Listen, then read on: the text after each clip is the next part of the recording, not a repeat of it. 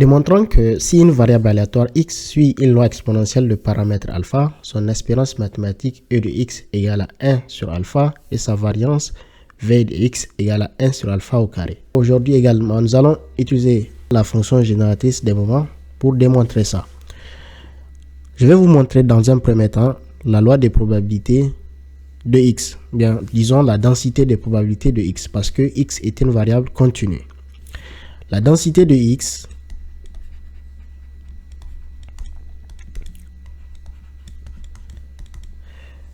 est donnée par f de x qui est égal alpha fois l'exponentielle de moins alpha fois x pour des valeurs de x positif ou nul.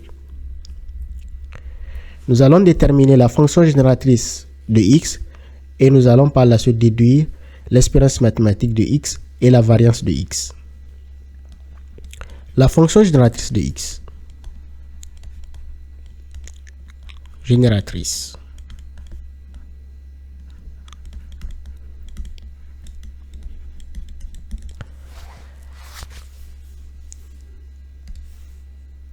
Que je note par gx fonction t, c'est tout simplement l'espérance mathématique de l'exponentielle t fois x. Comme notre variable est continue, nous allons parler donc de l'intégrale. Nous allons intégrer sur 0 à plus l'infini l'exponentielle t x fois la fonction de densité de x,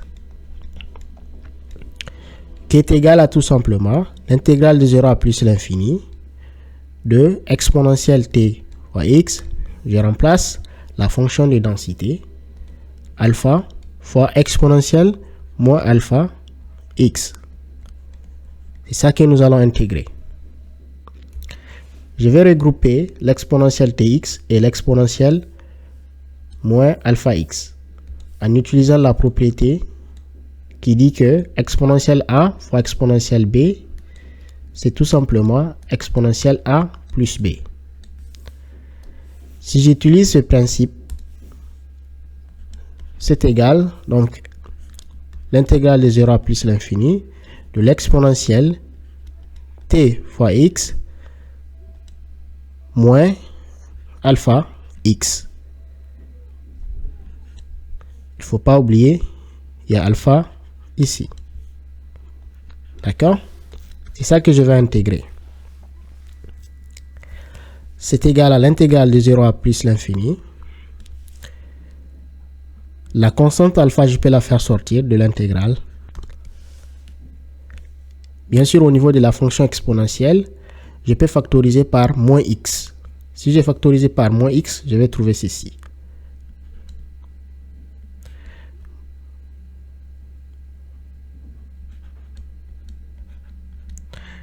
Et je vais mettre x à ce niveau.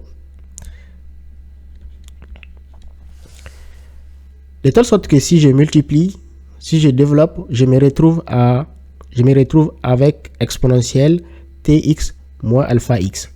Si vous développez ça, vous allez trouver la même chose. Ce que vous remarquez ici, ça c'est le début de la densité d'une variable qui suit la loi exponentielle de paramètre alpha moins t. Pour vous le montrer, c'est facile. Lorsque j'ai parlé de la fonction de densité de la variable x, j'ai dit que c'est tout simplement alpha fois exponentielle moins alpha x. Par identification, on a déjà, pour nous, si on fait une petite comparaison, on se rend compte que nous avons ici notre nouveau paramètre, c'est alpha moins t. Mais il nous manque, en fait, alpha moins t d'apparaître ici, pour que l'on parle d'une densité d'une variable qui suit la loi exponentielle de paramètre alpha moins t. D'accord? Pour avoir alpha moins t à ce niveau, c'est simple. Je vais juste faire alpha moins t. Je multiplie l'exponentielle, tout ça, par alpha moins t et je divise en même temps par alpha moins t. En faisant ça, c'est comme si je n'ai rien fait. Alpha moins t qui est au dénominateur, je peux le faire sortir. Alpha moins t qui est au dénominateur, je peux le faire sortir. de l'intégrale et je vais trouver ceci. Alpha sur alpha moins t. D'accord? L'intégrale de 0 à plus l'infini. Maintenant, je vais avoir alpha moins t. Et ici, j'ai exponentielle moins alpha moins t x dx. Et ça, c'est une densité de probabilité. D'accord? Qu'on est en train d'intégrer sur le domaine de définition 0 à plus l'infini. La nouvelle variable x que vous voyez ici, ça suit la loi exponentielle de paramètre alpha moins t. Et c'est sa densité que là. On sait très bien qu'on a la propriété qui dit que si vous intégrez une densité de probabilité sur son domaine de définition, ça fait 1. D'accord? Ça fait 1. Du coup, c'est que nous avons tout ça là va être égal à 1. Il nous reste finalement alpha sur alpha moins t. Et ça, c'est la fonction génératrice de x. Nous allons utiliser ça pour pouvoir déterminer l'espérance mathématique de x et la variance de x. Déterminons d'abord l'espérance mathématique de x. Nous allons montrer que c'est égal à 1 sur alpha à partir de la fonction génératrice de x. Mais avant de le déterminer, il nous faut d'abord connaître la dérivée première de la fonction génératrice de x. La dérivée par rapport à t, bien sûr. Nous allons dériver ça par rapport à t. Et qu'est-ce que nous allons faire? Nous avons en fait une constante ici. On peut écrire ça, c'est alpha multiplié par 1 sur alpha moins t. On est en fait en train de dériver en quelque sorte 1 sur g. Lorsque vous avez l'inverse d'une fonction que vous dérivez, on procède de la façon suivante. On va faire moins la dérivée, d'accord? C'est-à-dire, vous allez calculer la dérivée de la fonction g qui est au dénominateur ici, d'accord? Et puis, vous allez multiplier par moins, d'accord? Moins 1.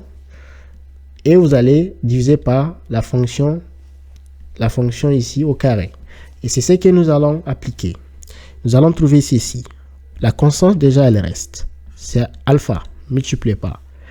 Ici, si on dérive par rapport à t, ça fait moins 1.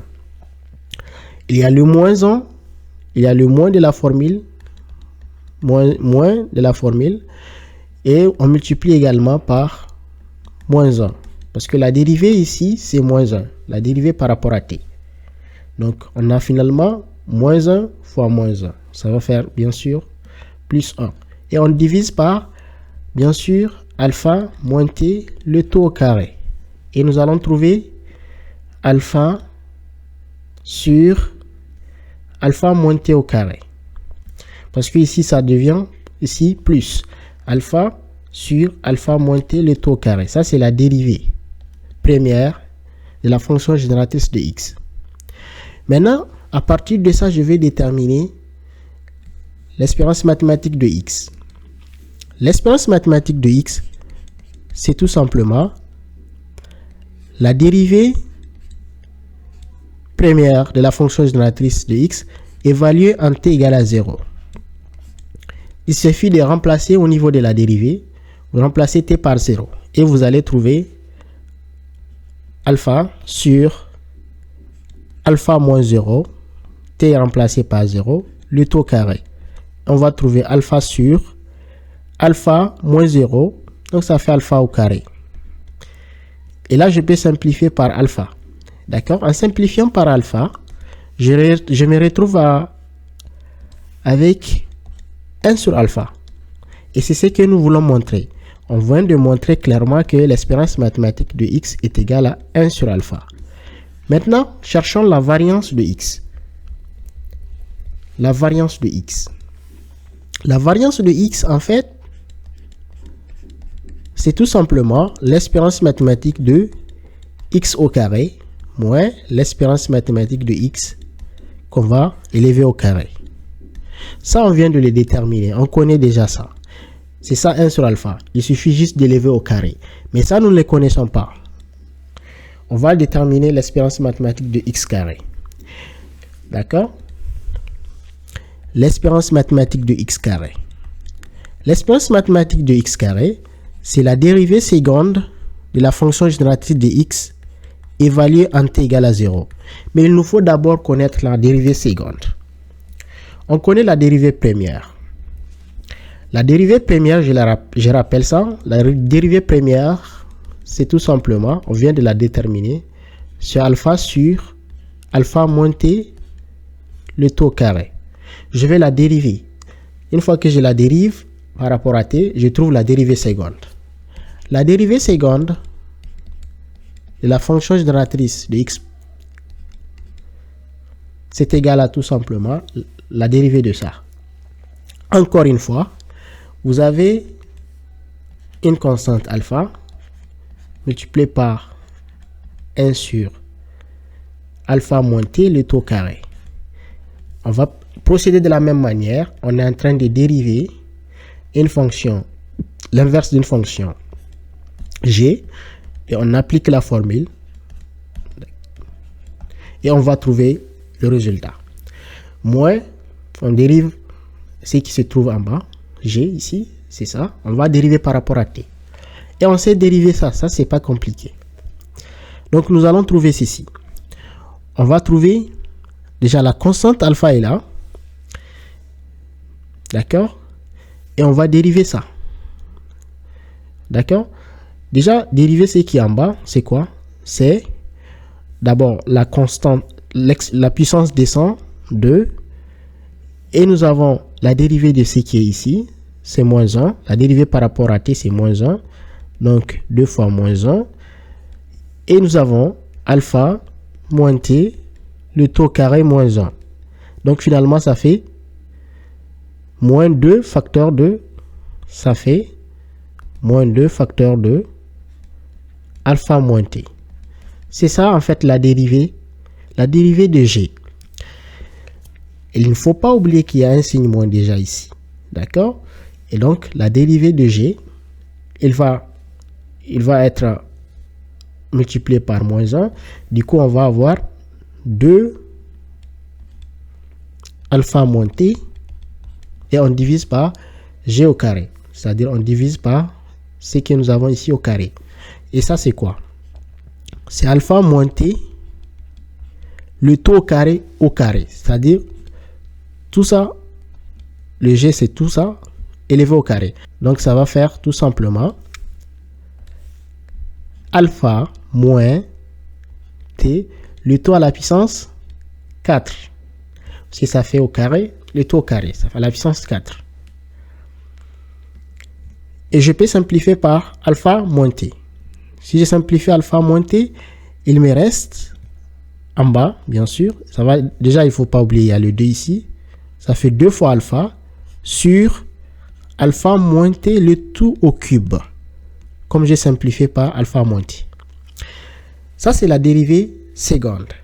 Je peux donc calculer l'espérance mathématique de x carré. Il suffit de prendre ça et j'évalue en t égale à 0.